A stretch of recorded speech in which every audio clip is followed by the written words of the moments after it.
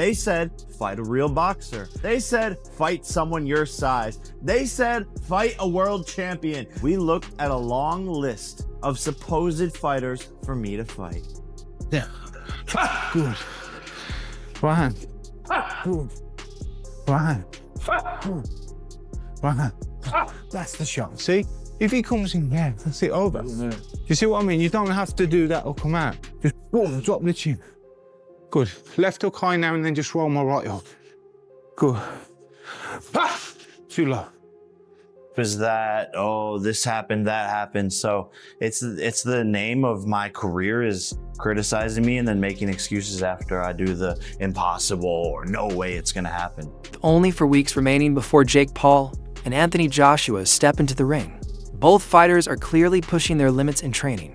Jake is grinding through intense sessions, taking hard sparring rounds, and treating this matchup as the toughest battle of his entire career. Joshua, on the other hand, looks sharp, explosive, and laser-focused, proving he isn't underestimating Jake in any way.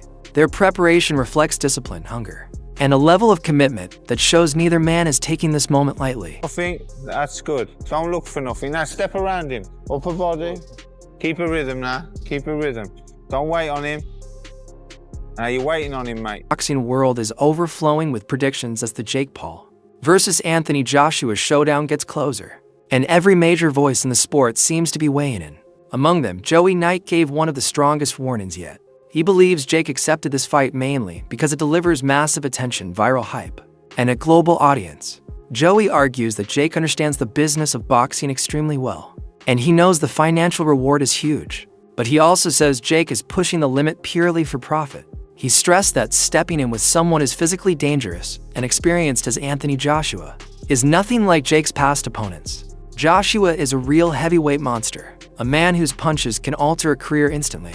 Joey warned that if Jake gets badly hurt, the money, the popularity, and the hype will become meaningless afterward. A lot of cash, maybe not as much as the Anthony Joshua fight, but a lot of cash, and can still have a serious chance of going on to earn even more paydays. Whereas the damage that it could do to his body could be irreversible for that opportunity to earn money in a boxing career going forward. So is this the retirement bag, or do you actually think you can win? Because I read a study recently, and I believe it said something along the lines of men overemphasize or overcalculate their ability to fight by about 500 times. And I'm saying Jake Paul would probably need to be 500 times better to stand a chance against Anthony Joshua. And I can't get how he doesn't already know this. Surely he has sparred with heavyweights. Surely the recent sparring that he had with the likes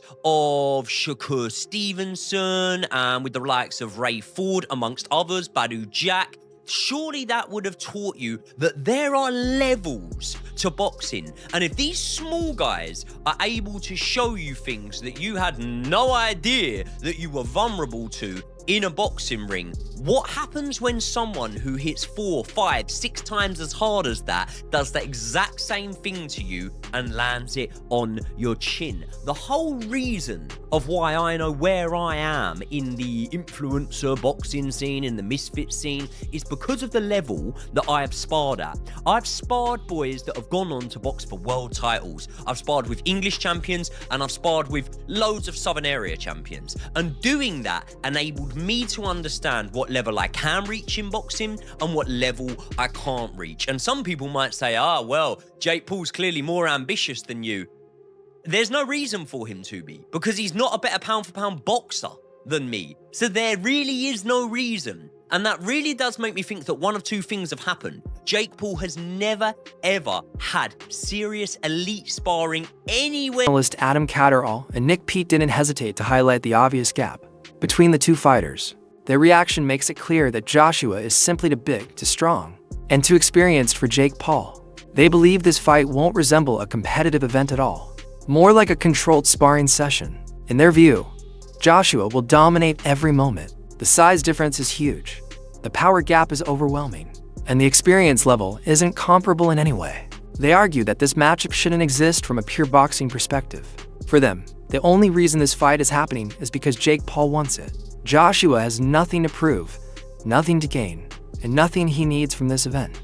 They see it as a commercial attraction rather than a true sporting contest. The matchup doesn't align with the competitive standards Joshua is used to, which shows this entire fight is built more for entertainment than real boxing merit. The domestic rankings in America, and he might even make top 50. He might make top 50. If you pick him right, great. But if you put him in with meritocracy and put him in rankings and actually make him fight the number 49 guy in America or try and climb up, he's going to get found out because he's a nutter novice. Now, I know. I speak from experience here.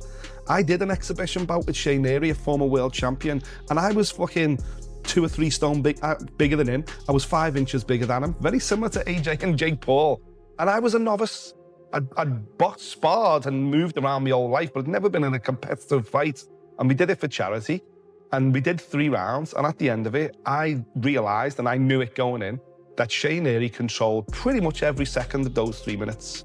Pretty much every second he controlled. He put the pressure on me in 1 round. He hit me with the body shot in the 2nd round. And he caught everything I threw at him in the 3rd round when he said, go on, try and knock me out. Caught everything.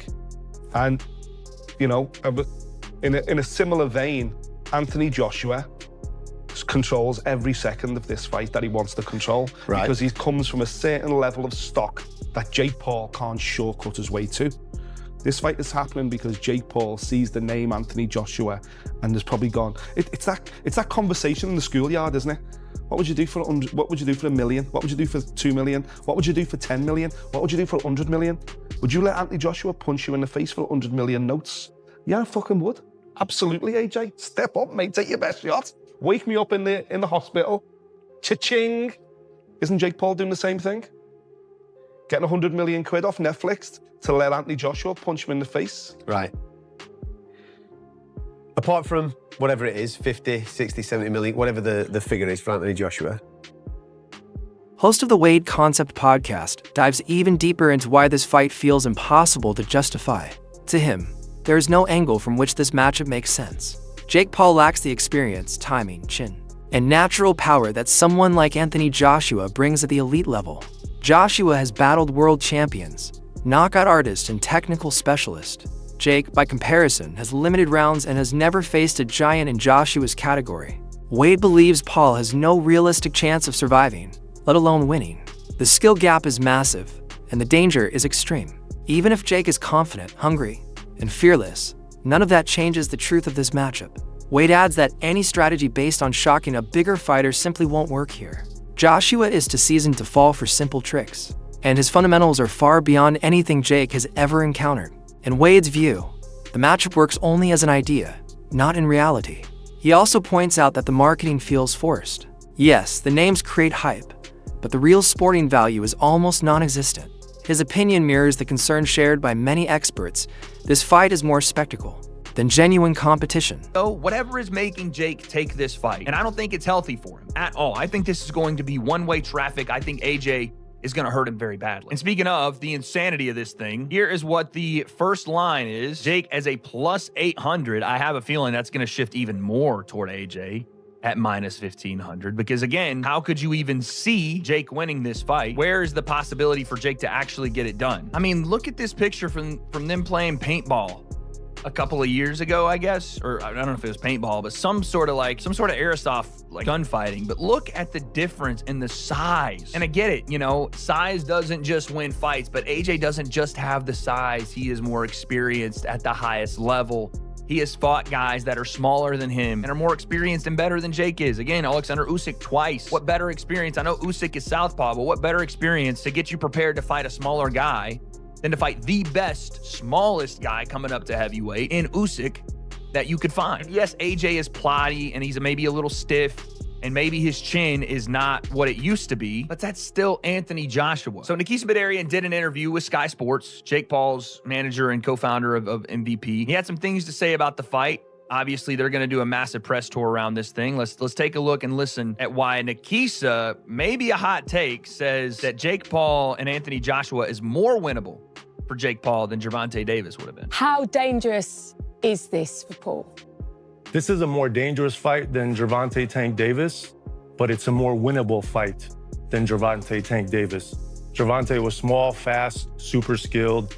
That is a fucking hot take. That's a I don't know if that's crazy, but it's a hot take. Let's hear his reasoning. Gervonta was small, fast, super skilled.